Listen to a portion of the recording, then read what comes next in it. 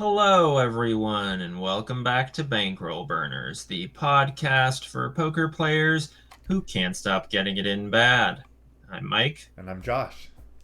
and we're here as always to bring you some recently played hands of No Limit Texas Hold'em. Uh, we're going to go through these hands street by street. This is the first time we've ever talked about them with each other, so it's blind reactions, and we're just going to see how badly we played the hands. Oh yeah, I mean on that topic, when you say Texas hold them, do you remember a couple of years ago there was like a debate where people like were arguing over whether it was whole cards or hold cards?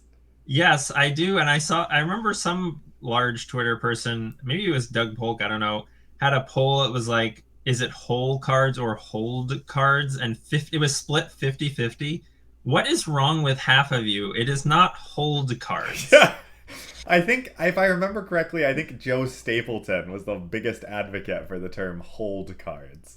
Well, no. It's It's because the not. Texas hold 'em. You're holding. Who cares? That doesn't matter. They're not. You don't actually hold them. Right. So whatever. Well, some people do. I mean, sure. Fish. Yeah, unlike professionals like us, Yeah. profitable, masterful poker players like us do not hold our cards. Well, anyway, my little aside is complete, so now we can get into the good old fashioned punting. This hand is maybe not too punty, which is a change, but I guess we'll find out. Uh, there's always a chance. We'll see. So in this We'll be the particular judge of that. hand, I'm playing 1-3 out of Encore Boston Harbor as usual. I'm about 275 effective with the main villain, so just under 100 big blinds, and of course the opens wind up being a bit bigger, so as always, taken with a grain of salt. The villain in Yeah, this hand, it's really more like a $5 blind almost. Like, so you think about it, you're really like not even 60 bigs effective in some ways. So. right? The villain in this particular hand is a reg. I'd say he's okay. He's pretty ABC player. Certainly does some amount of limping, but not a whole lot, and like definitely a lot of like over flatting. So Nice. I don't suspect that he's like a particularly good player, but he's a nice guy and he's pretty okay. All right, cool. I am under the gun, so there will be no limping in this hand. Hero has Ace of Diamonds, Queen of Hearts, Nice. and I open it up to 15. Again, from stone under the gun in a 9-handed game. And we're going to get a nice round of callers. The next act calls, which is just never a fun start. But then actually only the hijack and the big blind come along. It's shocking. It's really, if the next act called and you still, I mean, it's so funny because, like, in theory, if Under the Gun opens and then in a 9-handed game and +1 calls, like, you're both supposed to just be like unbelievably strong, and like no one should ever call behind with trash. But of course, in cash games, that is not how this works. I mean, it's a similar feeling to when like there's like a limp, like we've all been in this situation. If you're an aggressive player and there's like a limp and like an open and like 2 calls, and you're in the small blind with like a squeezable but bad hand, and you squeeze, and then the limper calls, Yes, and that's you're the like, oh best. well, now everyone's calling, and I'm gonna play 5 ways with like King Jack suited Hmm. from the small blind. It's a It's similar gonna be awesome. situation. Like as soon as you see the next act cutting out chips, you're like, my god. Yeah, I mean, this is the joy of cash games. This is live poker. I mean, if you don't like that, go play tournaments. You nit. Yeah, yeah, exactly. Well, anyway, the flop comes down. We're going 4 ways to a flop. We're in position to 1 player and out of position to 2, and the flop is a pretty good one, all things considered. It's Ace 10 5 rainbow, so Ace of clubs, 10 of diamonds, 5 of hearts. We've got top pair with a good kicker, and the big blind kicks things off with a check. All right, so I mean, we're 60 in the middle, and we've got 260 behind, right? So we're looking at a little over 4-1 SPR. Yeah, and I would say also, I mean, at this point, we're quite a bit deeper because I don't have everyone's stack sizes in my notes, but Mhm. I had like 800 in front of me, and I think that like 1 or 2 of the other players were deep. I only have sort of the ultimate villain, who is the big blind, but I only have his stack size written down. I mean, it's interesting to consider like checking here sometimes. I mean, the board's not very wet, right? So we're not like super worried about. I mean, there's not like a million draws that'll call us, and there's not much to protect from. I mean, we have the toppest pair.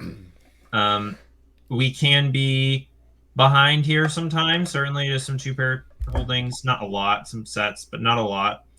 I mean, I would say if you were truly only 270, 260 effective at this point, if you're really looking at a 4-1 SPR, like blanket, I would just bet here and look to get stacks in for the most part. But given that you are actually quite deep with some of these villains, I don't mind checking here from out of position to 2 players and just playing a little cautiously.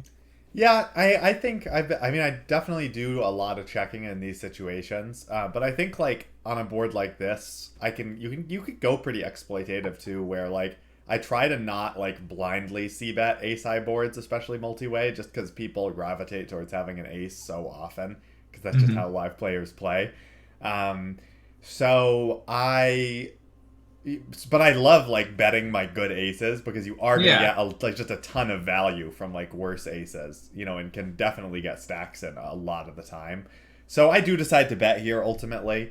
I agree. I think it's fine to check. I think I would definitely check. Ace jack I might start checking sometimes, and like as like a weaker suited ace I'm probably checking almost always. But ace queen I think is just a little bit too strong. I don't really expect anyone to have ace king, so I pretty much have the best 1-pair hand possible. So when that's the case, I definitely want to get some value.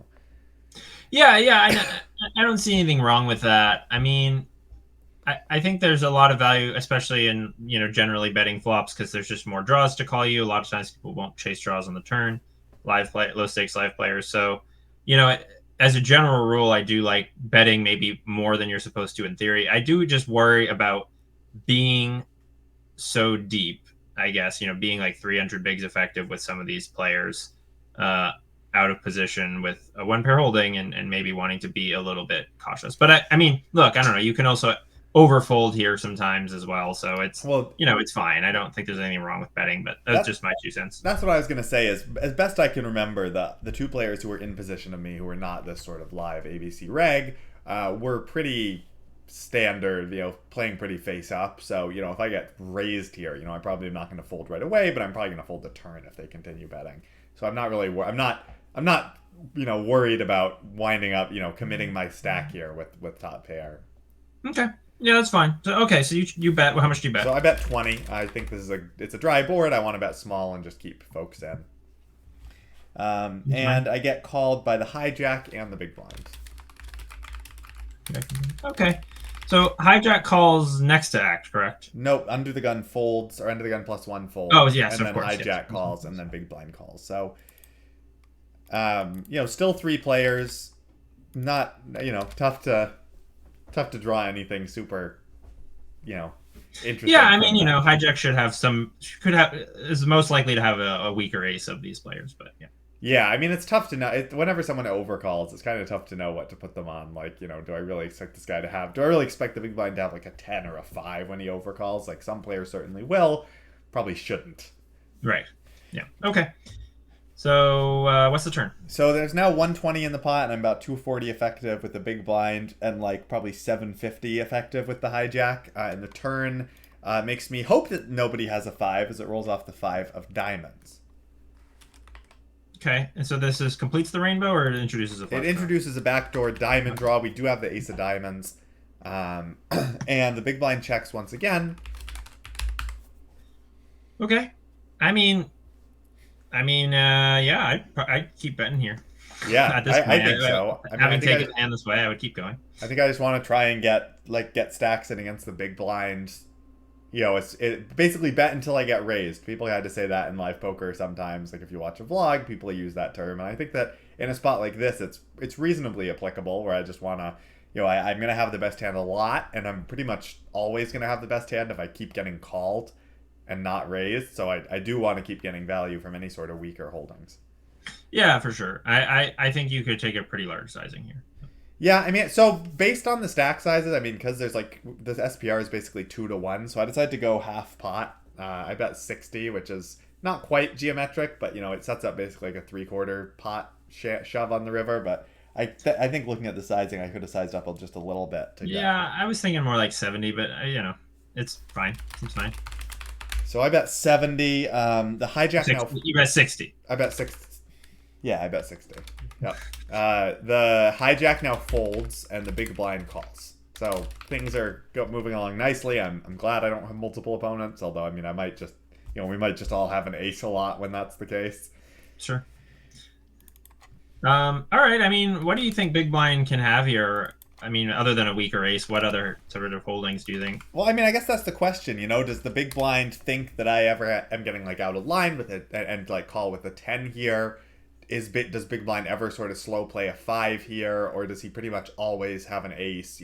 It's tough for him to have a draw, right? Unless he's got exactly something like king queen, king jack, or queen jack of diamonds, right? That he just like decides. He decided to like chase a little bit on the flop because he was getting such a good price, drawing to the nuts, and then picked up the backdoor flush draw and decided to peel another one. It's unlikely, but there are a few combos of those hands. Yeah, absolutely. They're there. There's those combos. And I mean, yeah, I'm going to be very ace heavy. I don't really see live players slow play trips in this spot unless they're really bad. Right, which I don't think he is. Yeah. I mean, I definitely have seen like trash, really like severe trash players not even necessarily be slow playing, but actually be concerned they might be beat here somehow. So I have aces in my range. Right, exactly. So, but I suspect he really doesn't have a 5 when he just calls here, especially at a position. So, I mean, I would think the most likely thing he has is an ace or perhaps a 10. So, happy to. And I think this is kind of where the pot gets a little bit, where this hand gets a little bit interesting. Whoops, and I just cleared the hand from my hand history tool. So, hold on one second. But this is actually, I think, where the hand is a little bit interesting because the river now comes an offsuit 10. So the final board is now ace 10 5 5 10. So the board is double paired, and we've got ace queen. And then he checks again, and I guess this is kind of where I was a little bit thrown into the blender and thinking, is it too thin to just rip it here?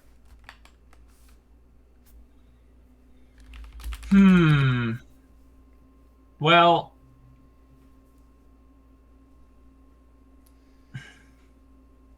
I don't think so, to be honest. It's because like he will call you. I mean, I guess the thing is he gonna fold an ace? Like if he had like ace 9 and he's like, oh, my kicker doesn't like is now. But I don't even know. I don't really see why it would be too thin, to be honest with you, because like, I mean, it's gonna be like a 3/4 pot size jam. I mean, if he has any ace, he's probably just gonna call you. Right. The question is, do we get called by an ace? I mean, is he kind of just going to be too scared of this board? And like, does he have a 10 enough that we should be a little bit concerned here? That we're just going to get value on ourselves a lot. I don't really know. I mean, I think this is kind of where the hand was, like, why the hand was a little interesting to me because it's not the most complex hand, but I think the spot like this is a pretty close. I mean, what about like from like a balance perspective? Like if you were playing like online here, do you think that this is like more of a check back, or should it still be sort of like it's interesting. Like what are our primary bluffs here? It's like, I guess, Broadway gut shots mostly. Yeah. And then obviously backdoor diamonds sometimes. But although how many of those backdoor diamond hands are we betting on the flop? It's probably mostly Broadway gut shot type hands. So I mean, I'm certainly I don't know. I think I would probably be jamming a decent amount of those types of hands. I mean, because they do block his strongest aces, for example. And so 10x, I mean, so it's kind of they right. serve a lot of good duty. I mean, what are like the hands that like you were excited to rip it here with? Like obviously you could have pocket aces, but like that can't just be the only hand. Like right, or like a 5. You don't really have any 10s yourself other than I guess ace 10. But again, it's like, or ace 5. But like you have so little thick value here that it seems like you are not betting enough hands if you're only betting like boats, basically. Like, Right. no way.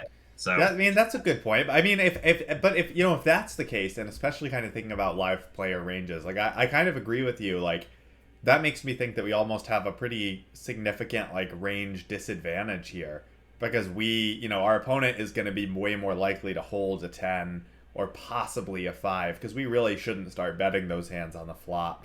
He might overcall, he definitely has some in his range. So if the best hands we show up here are almost always, ace king, ace queen, does that mean we should just be checking back this river a lot because we have such a disadvantage? Right, whereas he could have like, random ace X, I guess. Like, that's what we're targeting, right? It's just like yes, definitely. ace X suited. Which ace X suited. Exactly. Yeah, it's interesting.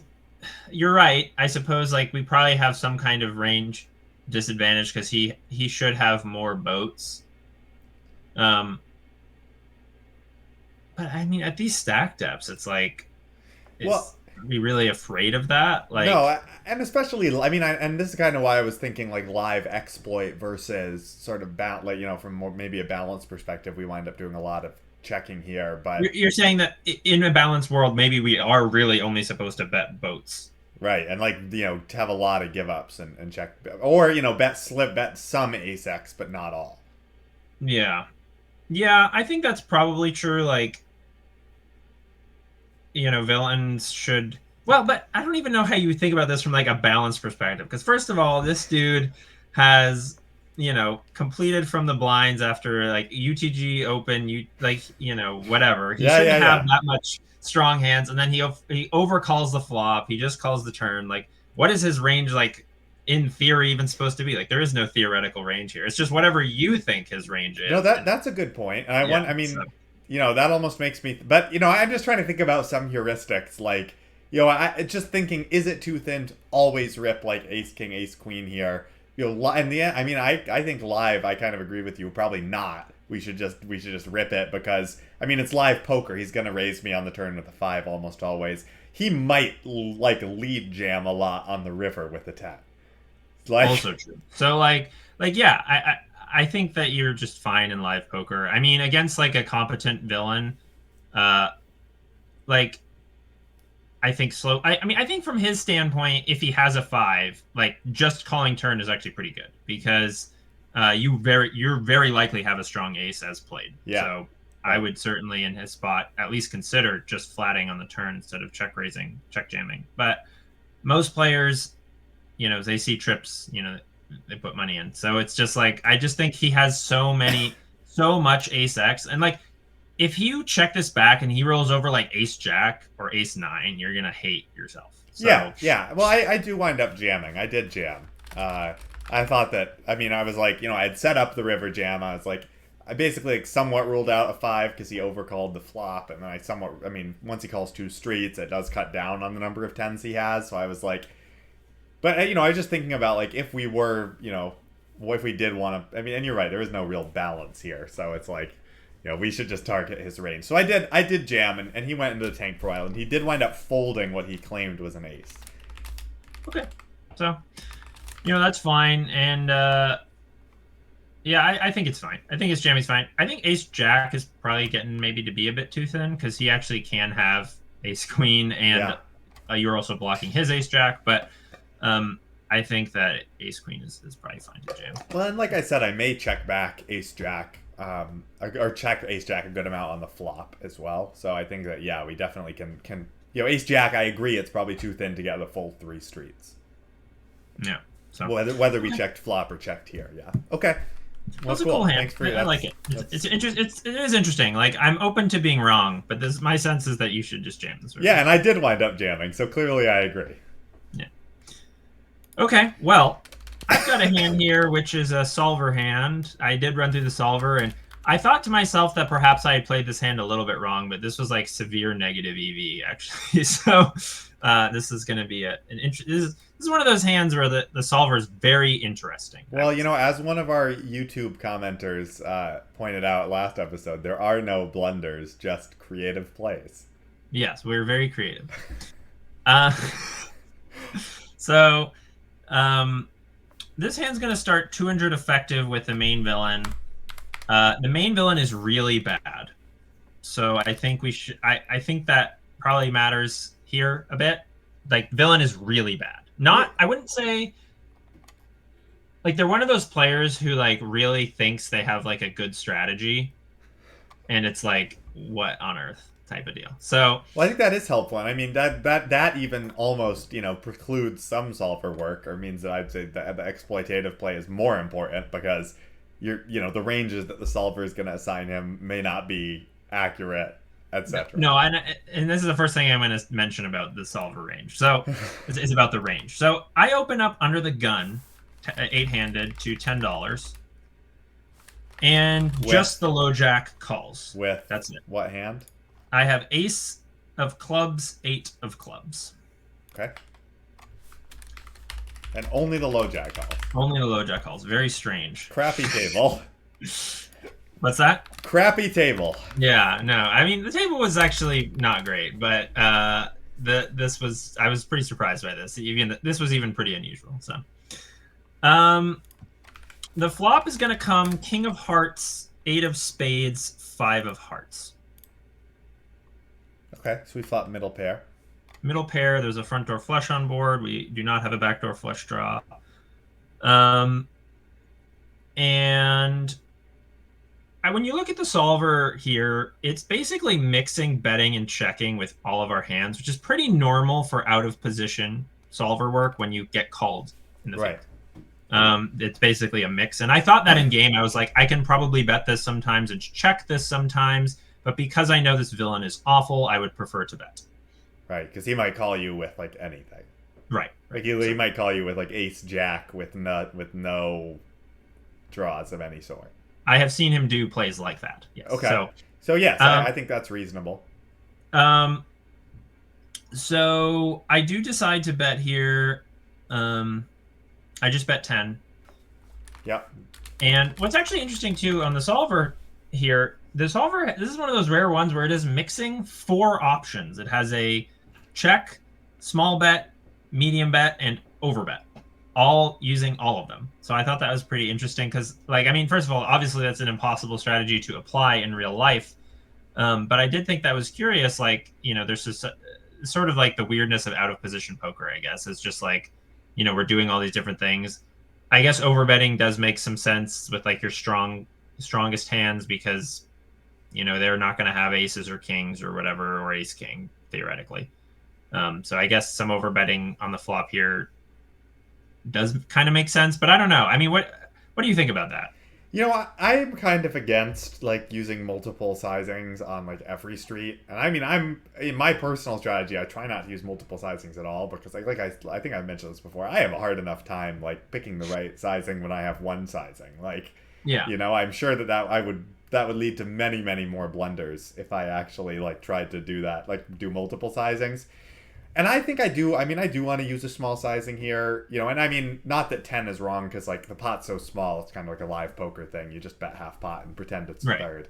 So I actually saw a pretty good. It was helpful for me, like a kind of good heuristic on bet sizing, like just like a random comment where someone was like, oh, a good way to think about what your bet sizing is doing. We like to think of it as like number of hands that are betting, but also you can kind of think about like what are your marginal made hands doing on a board like this. Mm-hmm. Like for example, like a board like ace king deuce, the solver says we can overbet because like you're not betting all that much, and like hands like pocket queens and pocket jacks want to do a lot of checking. But a board like this, king 8-5 flush draw, your kind of medium made hands like ace 8 or pocket queens or pocket jacks or something are happy doing a lot of betting because there's a lot of hands to get value from, and worse hands are going to call. So, with that, so that's all that to say. I would probably take a small sizing here, and I don't love using multiple sizings, and I think it would be wrong. I definitely don't think we should try to apply a multiple sizing here. It was my question was more, what should our sizing be? Yeah, and I don't think overbetting a flop like a board like this makes a lot of sense, especially if your opponent's bad. Because like I do just want to bet a high volume of hands because we could kind of outplay them in a large pot. Yeah, I agree. I think going like this small sizing is probably fine. Like a 3/4 is sort of interesting, although I start to get a bit uncomfortable. Like, do I really want to bet ace eight for 3/4? So I Right. would rather just like bet a large volume of hands and just look to make good plays on later streets. Yep, I'm fully behind that. So I go ahead and bet 10, and we do get called. Nice. So villain can still have anything. Yeah, and this is what I was going to say. I mean, if you look at the range the solver assigns to villain here, it's extremely condensed. Like, it's basically like queens, jacks, tens, some suited broadways, and that's it. And that, like of course, is a bit of a is a bit of a quirk of the solver where 99% I'd say of live players, and especially ones who have studied, are not flatting like queens and jacks like ever from the low. Well, jack. I do. I see a lot of flatting with jacks, but I mean, like aggressive players who like actually study like the solver and stuff are probably not flatting those hands. Where the solver actually likes doing a lot of like, just because I mean, again, I probably think you opened under the gun. Your range is in theory extremely strong and may not even have a lot of ace eight suited in it. Yeah, well, actually, I was surprised. There was like quite a bit of it, but yeah, point taken. I mean, it is. A lot of live players will, a lot of skilled players just won't have a flatting range even like in the field. But if you are going to have one, it should be fairly condensed. So yeah, I think that the solver's advice here is a little, it's just something to think about. Is like, well, villain probably has a lot more hands than solver thinks he does. So we go to the turn now, and the turn is the 8 of diamonds. So I make trips. Wow, big. And what's curious to me here is the solver is so in game. I thought that this is a bad card for me.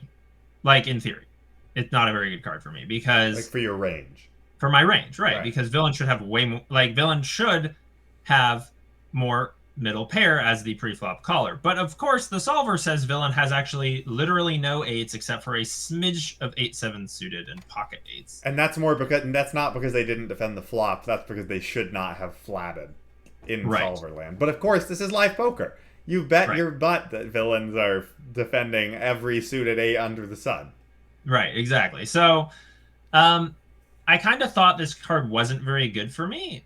And so I decided that I couldn't use an overbet sizing. But the solver actually likes to overbet this turn a lot. But I would kind of discount that fully because I agree that the actuality of it is that your villain should have a lot more 8x than you.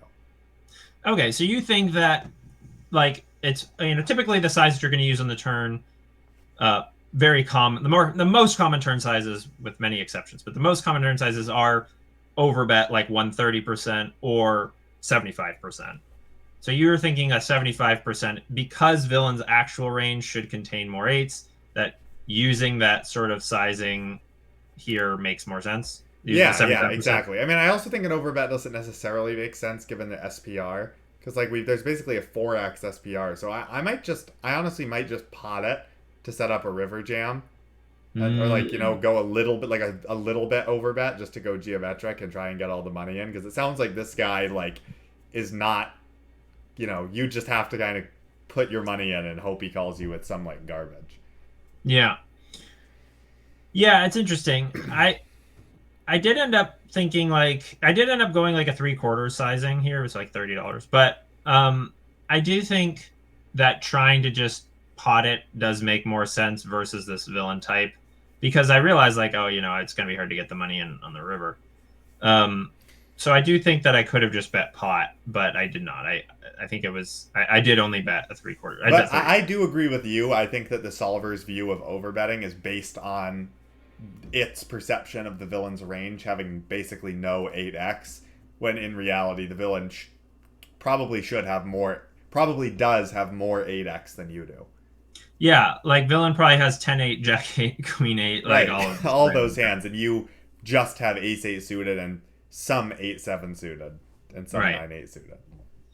So yeah, I think that I think this is a good case where the solver is making a recommendation based on what it thinks the range is, and it's not correct.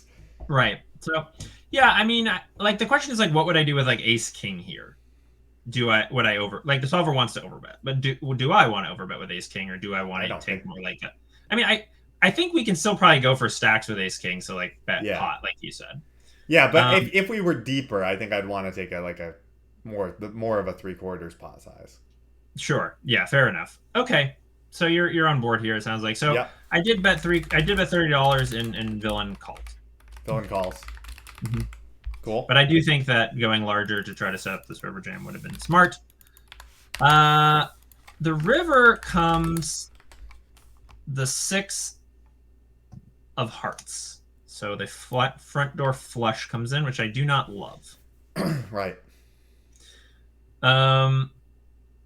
We are sitting now. We have about like 150 left, and of course the pot is about $100. So Yep. and at this point, I'm thinking to myself, well, I could check here, of course, but I think I will miss out on like calls from King X if I check. So I don't think I should check.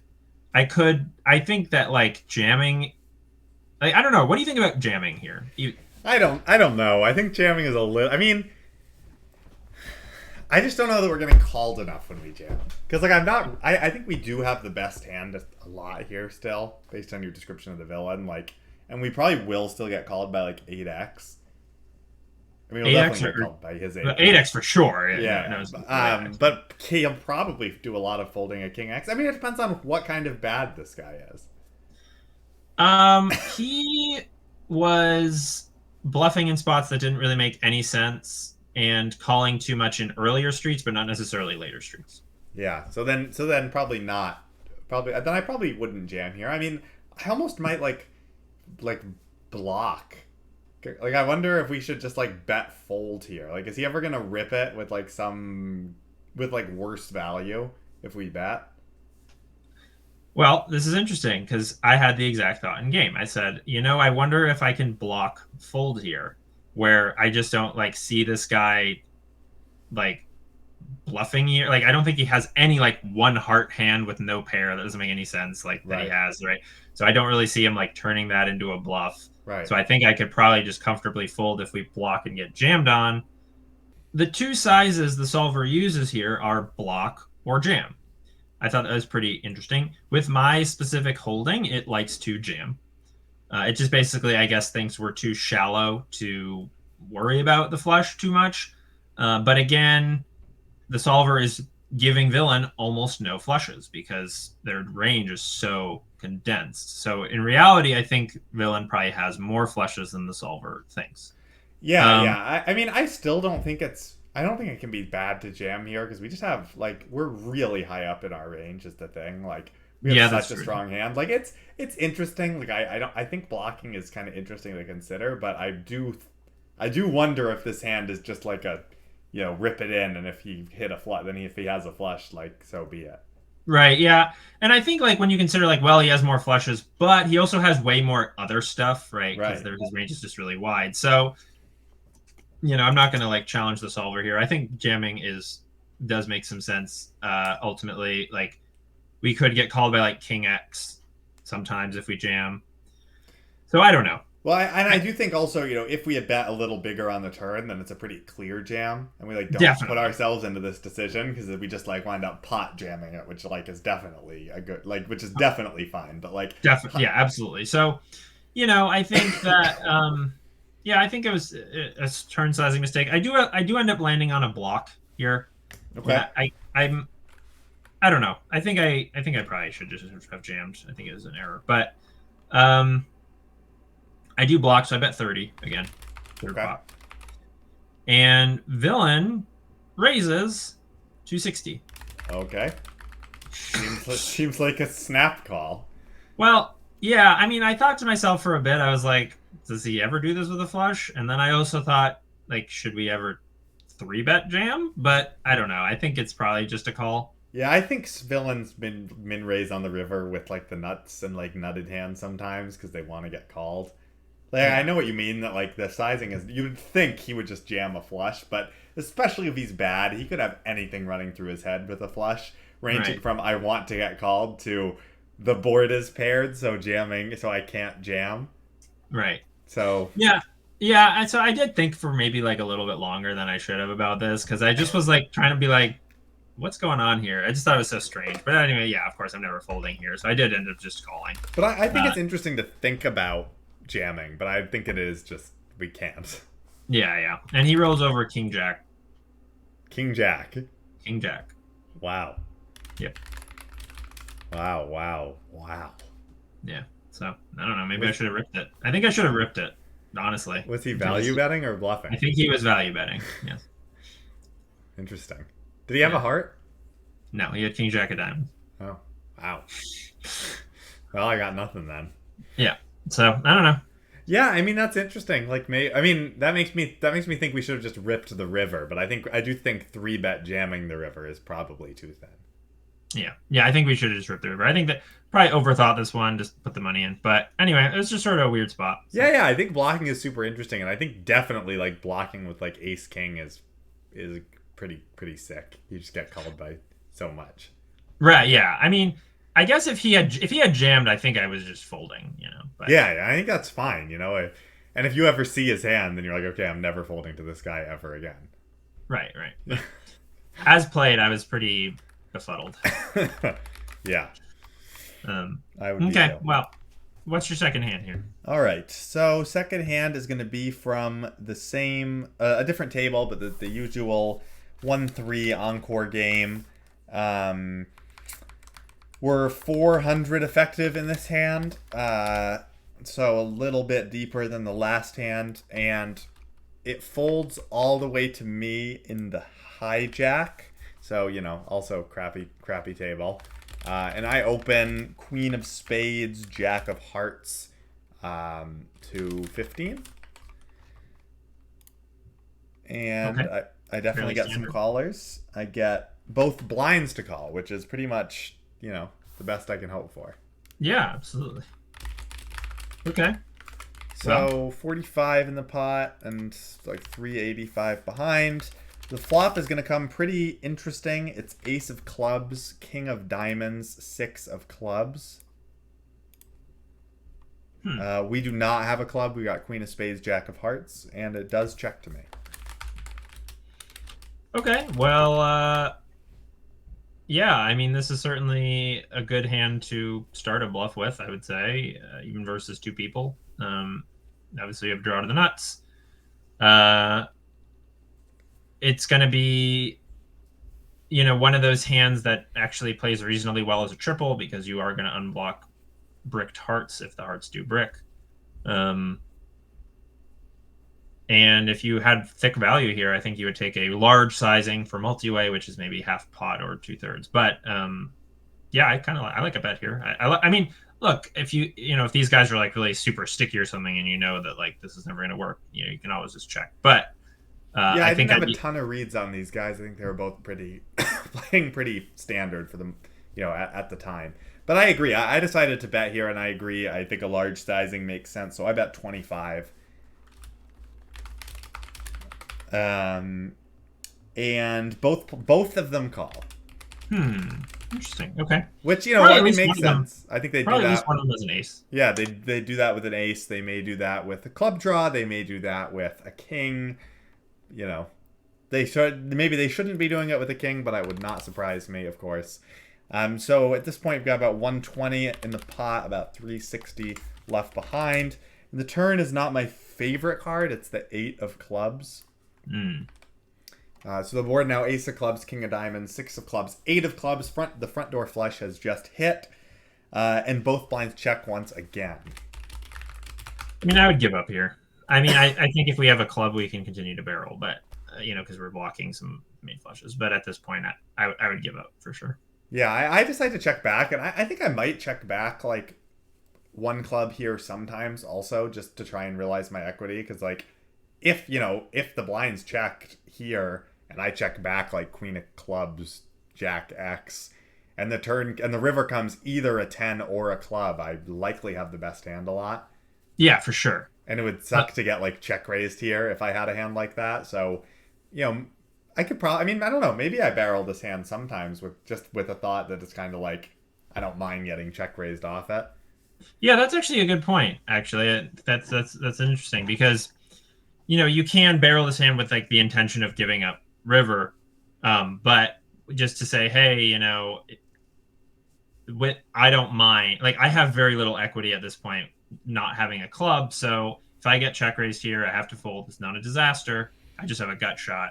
I mean, what's a better versus I mean, I think if I like Queen Jack with a Jack of clubs, maybe you would barrel more, or Queen 10 with a 10 of clubs, certainly Yeah, better to that's barrel true. is Those are probably because the best candidates. And I guess I don't have a ton of value hands, like kind of like a weak or medium ace. I might check back here a good amount of the time.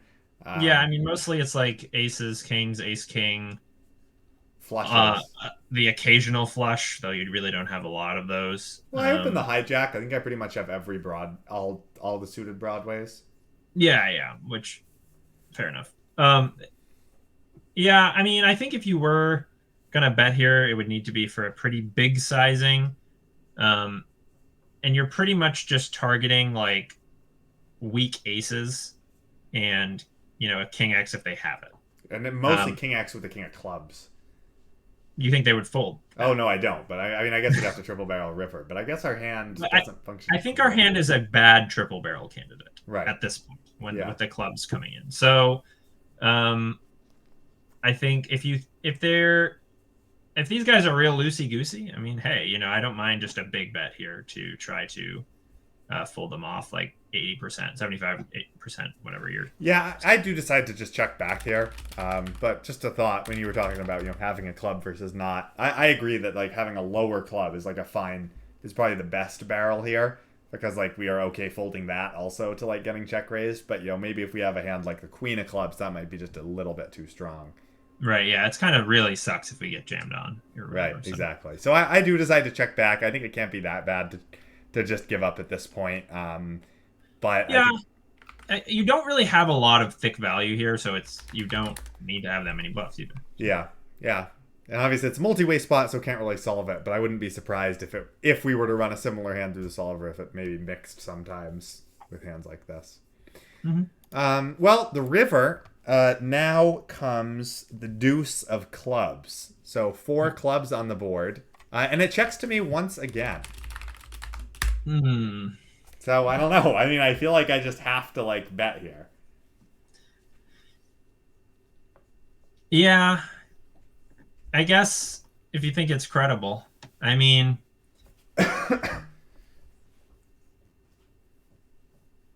yeah, yeah.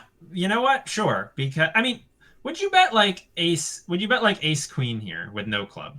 No, no, Right. Okay. So definitely not. you're only betting you're only betting flushes at this point. Yeah, I mean, I guess my thought Right. was like I am going to check back the turn like a reasonable amount of the time with like one high club because like I do want to realize my equity. Maybe I can have king X sometimes with the king of clubs. I mean, that hand may not be betting the flop for a large sizing, but because that's basically like turning it into a bluff, which is not really good. But could certainly have queen queen jack with one club, stuff like that I think would want to bet here. So, and I mean, I do need Yeah, some you could bluffs. even have a hand like pocket jacks with a club or pocket tens with a club that you might play this way. Yeah, yeah. I mean, that's another case of would I bet that hand on the flop for large sizing? Possibly. Maybe sometimes as like a bluff with like double backdoor type equity. Yeah. Yeah, so I don't know. I guess I don't hate going for it here. I mean, Is there a better way to choose bluffs on a board like this? that hands that don't have a club. No, I mean, honestly, like obviously if you had a pair here, like you may win sometimes if you just check. So I'd like to use my no pair hands. And all of your no pair hands have no showdown value, but like do you have more like I guess you have some amount of like suited connectors that just totally whiff the flop but you bet anyway or something, but I don't know. I mean, I think it's fine to just go for it here. I think this is fine. And this is probably a spot where I'm over bluffing, if you looked at the quantity of hands, but like also my opponents have just played this hand so weak, like check call flop, check turn, check river. It's like I'm basically forced to just bluff my crap here. Yeah. So I think you need to take a pretty hefty sizing. Yeah, I think I don't. You don't need to? No, I think I don't take a hefty sizing, but I think I should. I think I probably should. Well, I don't know. I mean, what am I? I feel like the hands that I'm trying to make fold, I don't need to bet that much to accomplish. Like, I don't think if anyone's like slow played a good club, like I'm not gonna get. They're probably not gonna fold for like any sizing. And I feel like people are gonna fold their one pair hands to like almost any bet. Yeah, you think they'll just fold like ace X if you bet like Probably. 50 here? People like do not defend enough on a board like this.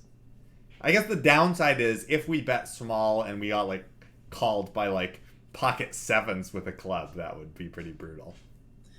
Yeah, I mean, I think that you want to bet a size that makes small clubs indifferent.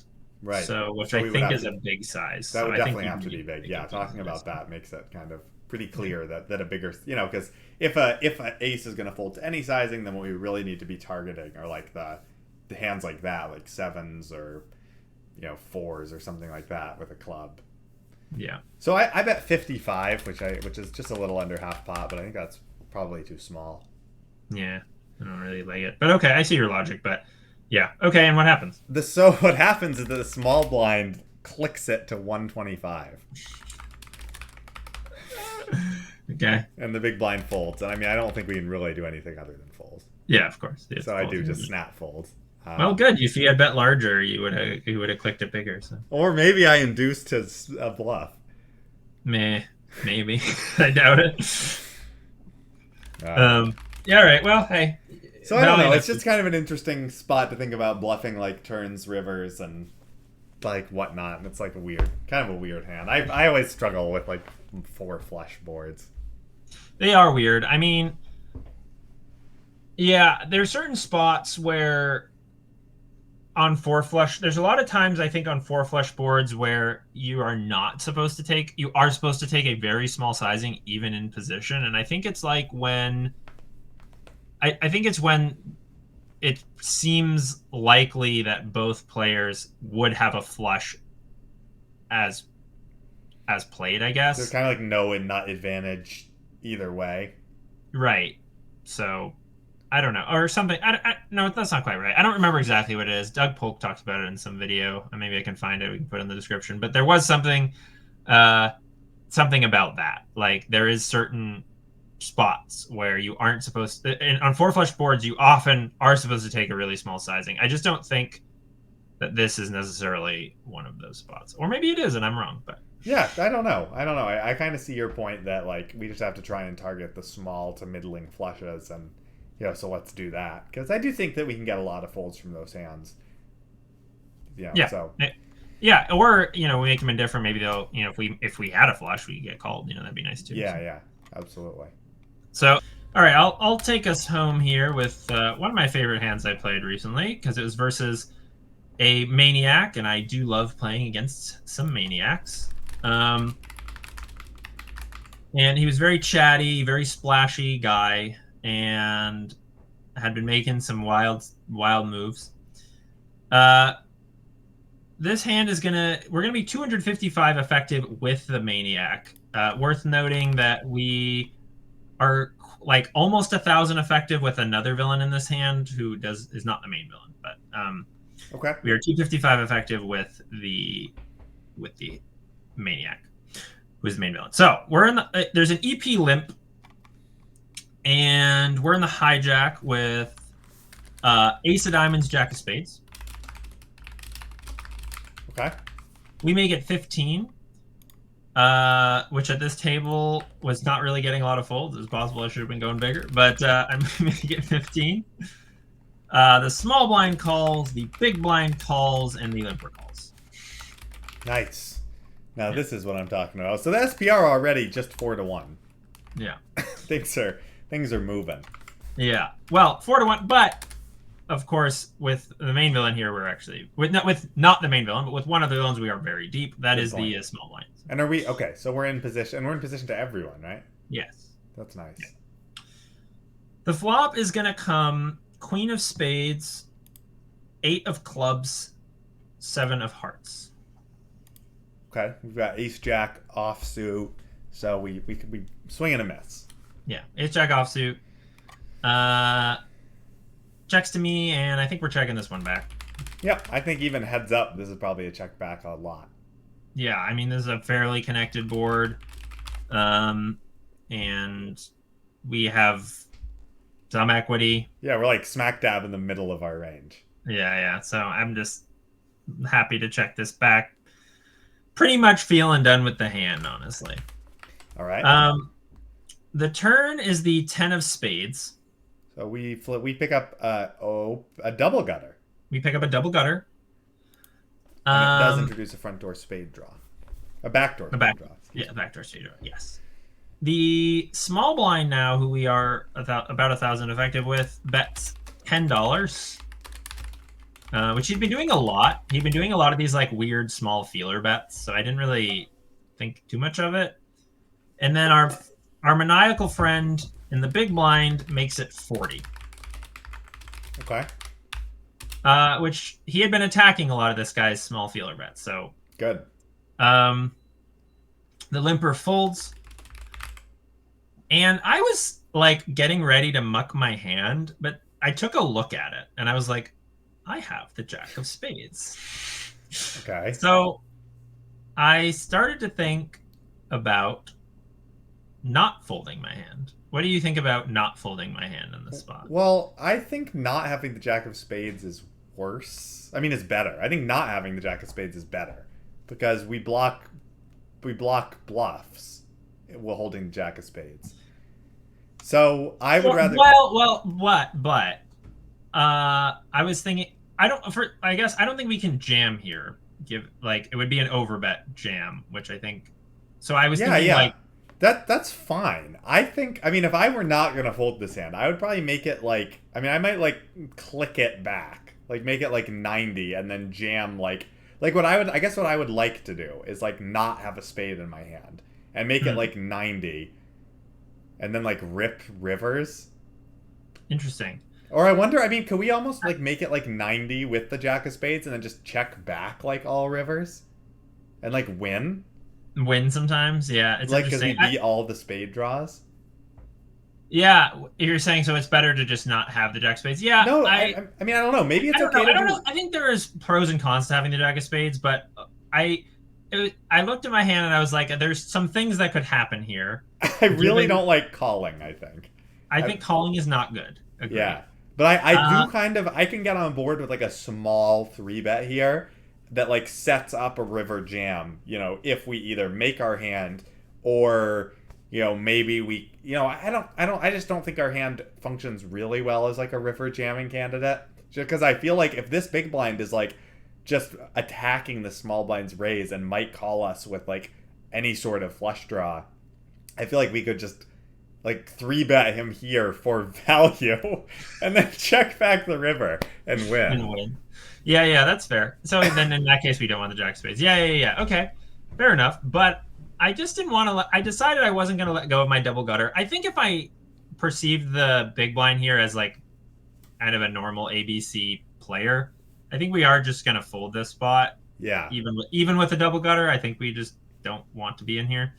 Of course, because our outs aren't even all clean. Yeah, I agree.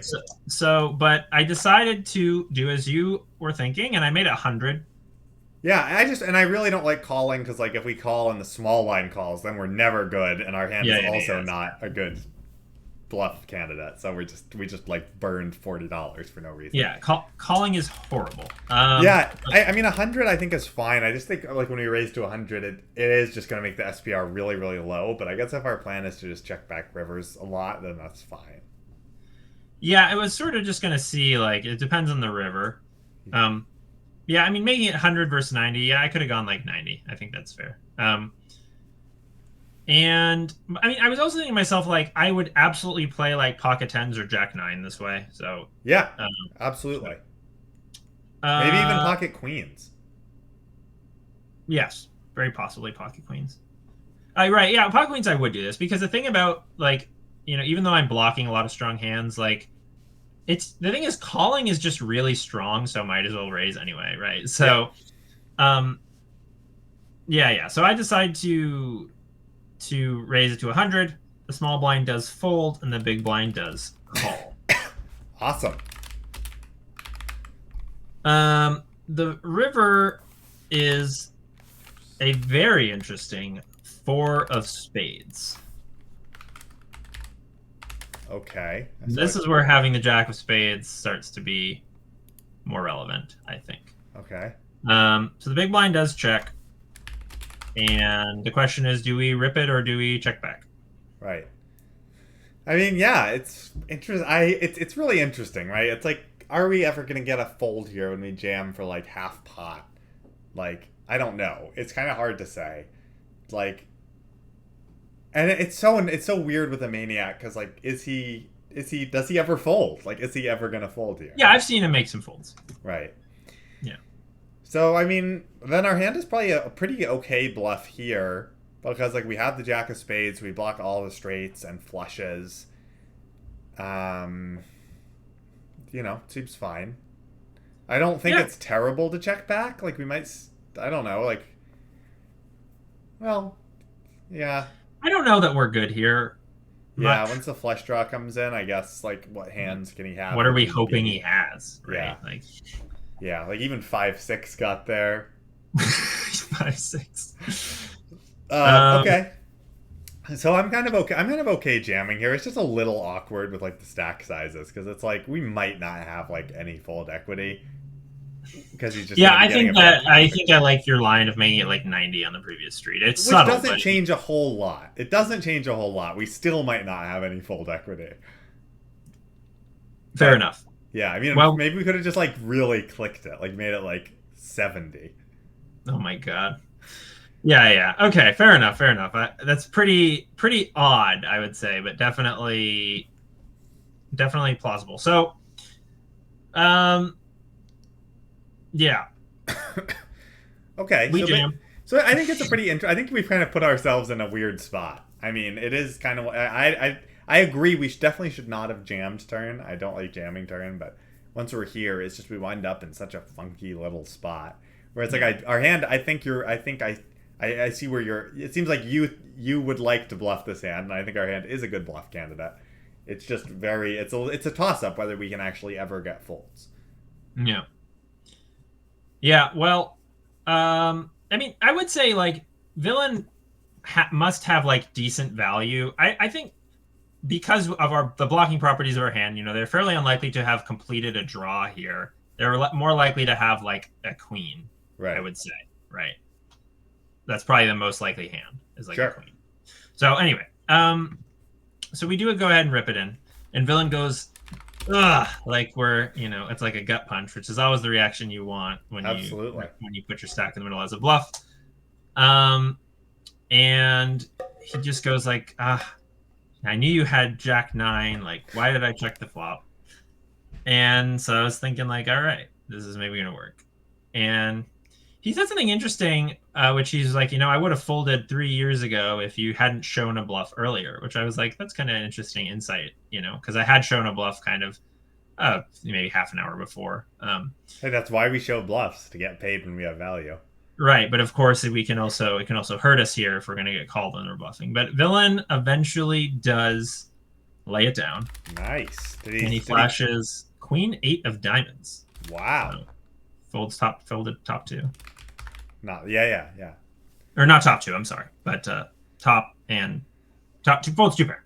Did you show the bluff? Not immediately. I told him afterwards. I told him about later. But nice. That's a really sick hand, yeah. Yeah. So I don't know. I'm kind of curious, like, do you think that's a good fold? Well, if I were in villain spot, I probably would have come back over the top on the turn. Really? You just rip it? I mean, it's half pot, right? Because like otherwise you do put yourself in this situation where you're just going to be getting 1,000,000 to 1 on the river anyway, right? Like if you get clicked on the flop, I mean on the turn, I think you just have to close your eye. Like I don't think you ever should call out of position with like half pot behind. Right. Like as kind of a general rule, I don't really think you should call out of position with half pot left behind, like on a street, on a non-river street, Of course, we're forced to fold in that spot if that happens. Yeah. I mean, of course we are. Yeah. But I just mean like from villains, like from your perspective, right? If you are on the turn with 2 pair, and someone like makes a what you like to call a BS bet, and you raise and get min clicked, and you're like, well, if I call this, I have half pot behind. It's like, I don't really think I think you just have to decide, and maybe you can fold. I mean, depending on the villain, you could absolutely fold queen 8 on the turn. Mm-hmm. Like if it's like a complete nit who just min 3-bet you, it's like snap fold, Yeah. But sure. I just think calling is like never the right option there. Yeah, it's interesting. What if he had like king queen suited? Yeah, I mean, right. It's interesting. I just think it's the same. I mean, I really think regardless of what he has, like you just shouldn't be calling there a lot unless you expect the river to check through a lot. Yeah. Anyway, I thought it was a pretty interesting hand. But a good bluff for sure. Yeah, gotta get him through one. We got one through on Bankroll Burners. Woo! Woo! Yeah, earlier in the session I had failed to get a bluff through on a guy, and he was like so pleased. He was like, "You can." He's like, "I can bluff you. You can't bluff me. You got to have it versus me." It's like, damn. Ouch. Because he had shown a bluff on me earlier, so he had to rub it in. So. Wow, that's so sick. I know. Yeah. So anyway, thanks everyone. You've spent another hour with us, and that always means a lot. It would mean even more if you pressed the subscribe button or the like button or left a comment on the video. Yeah, we actually made some cool plays in this one. So, we'd appreciate you supporting our actual, bankroll building. Bankroll building. Yeah. Comment. This was terrible. You both won hands. This cannot stand. Do not ever present a hand that you won. Yeah, fair enough. Yeah, we appreciate it. All right, everybody. Have a good one. Thanks. Good night.